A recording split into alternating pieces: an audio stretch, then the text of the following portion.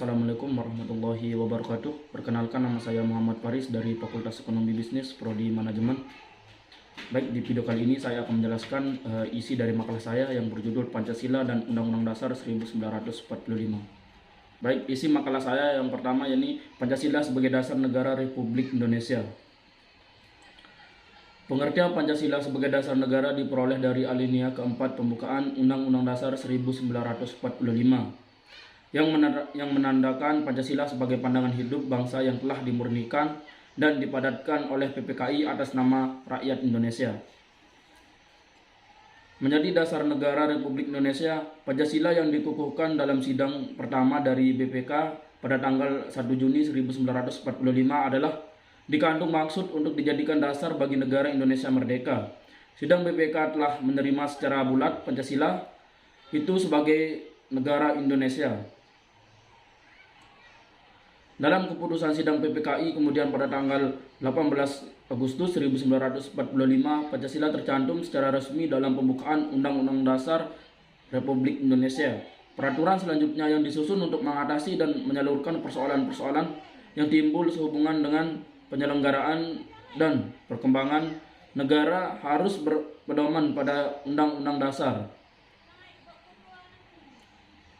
Kedudukan Pancasila sebagai dasar negara tersebut dapat terinci sebagai berikut. Yang pertama, Pancasila sebagai dasar negara adalah merupakan sumber dari segala sumber hukum di Indonesia. Dengan demikian, Pancasila merupakan asas kerohanian tertib hukum Indonesia. Telah dijelmakan dalam pembukaan Undang-Undang Dasar 1945 ke dalam 4 pokok pikiran. Yang kedua, meliputi suasana kebatinan dari Undang-Undang Dasar 1945.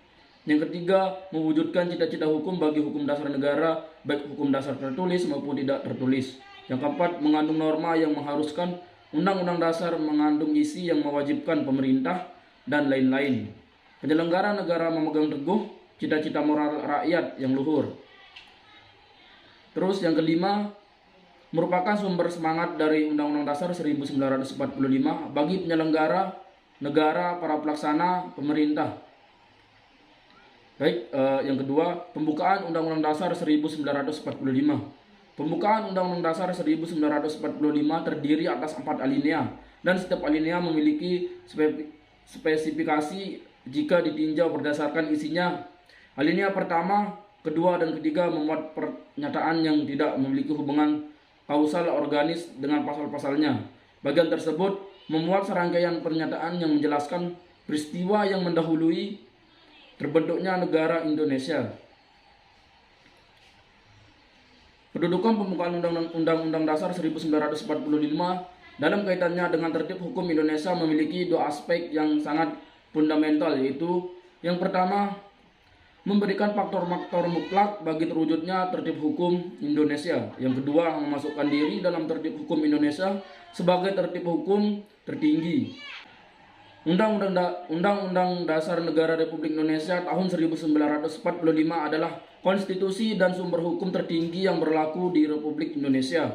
Undang-Undang Dasar 1945 menjadi perwujudan dari dasar negara atau ideologi Indonesia, yaitu Pancasila yang disebut secara gamblang dalam pembukaan Undang-Undang Dasar 1945. Yang ketiga, hubungan Pancasila dan Undang-Undang Dasar 1945. Dalam sistem tertib hukum Indonesia, penjelasan Undang-Undang Dasar 1945 menyatakan bahwa pokok pikiran itu meliputi suasana kebatinan dari Undang-Undang Dasar Negara Indonesia serta mewujudkan cita-cita hukum yang menguasai hukum dasar tertulis atau Undang-Undang Dasar dan hukum dasar tidak tertulis atau konvensi. Selanjutnya, pokok pikiran itu dijelmakan dalam pasal Undang-Undang Dasar 1945, maka dapatlah disimpulkan bahwa suasana kebatinan Undang-Undang Dasar 1945 tidak lain dijiwai atau bersumber pada filsafat negara Pancasila. Pengertian inilah yang menunjukkan kedudukan dan fungsi Pancasila sebagai dasar negara Republik Indonesia. Oleh karena itu, secara formal yuridis Pancasila ditetapkan sebagai dasar filsafat negara Republik Indonesia. Maka hubungan antara pembukaan Undang-Undang Dasar dengan Pancasila bersifat timbal balik sebagai berikut.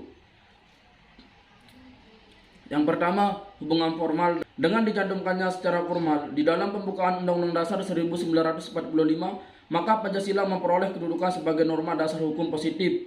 Dengan demikian, taat kehidupan bernegara tidak hanya bertopang kepada asas-asas sosial ekonomi, politik, akan tetapi dalam perpaduannya dengan keseluruhan asas yang melekat padanya, yaitu perpaduan asas-asas kultural, religius, dan asas-asas kenegaraan yang unsurnya berdampak pada Pancasila.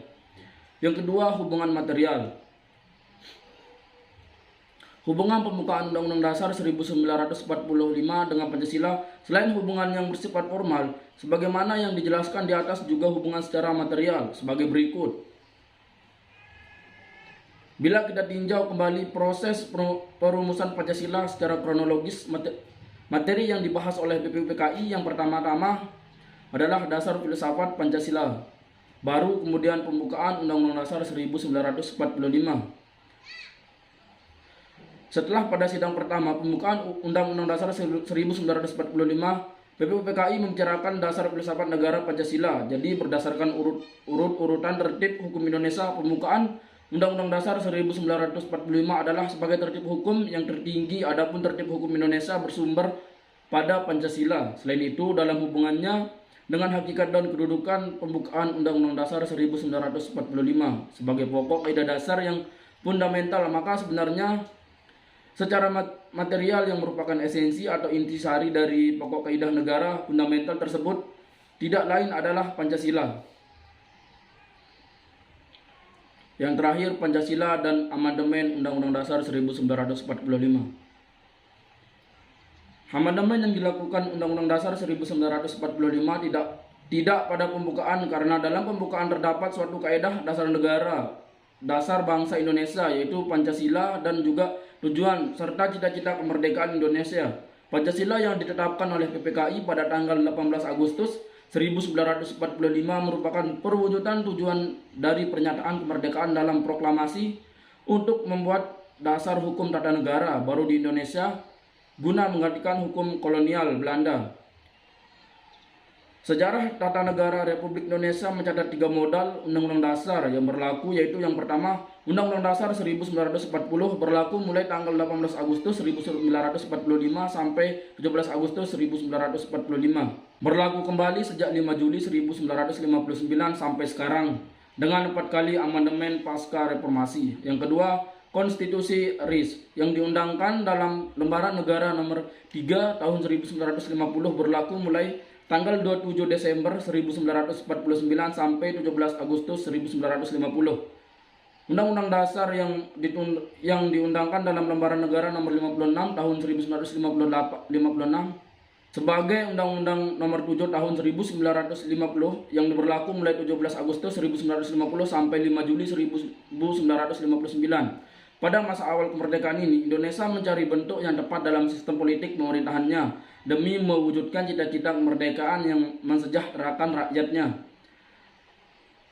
Setelah proklamasi kemerdekaan tanggal 17 Agustus 1945, Indonesia pada kondisi yang serba terbatas, terutama terkait dengan hukum tata negara dan lembaga-lembaga pemerintah yang akan menentukan sistem pemerintahan, baik alokasi kekuasaan maupun distribusi kekuasaan yang akan diterapkan.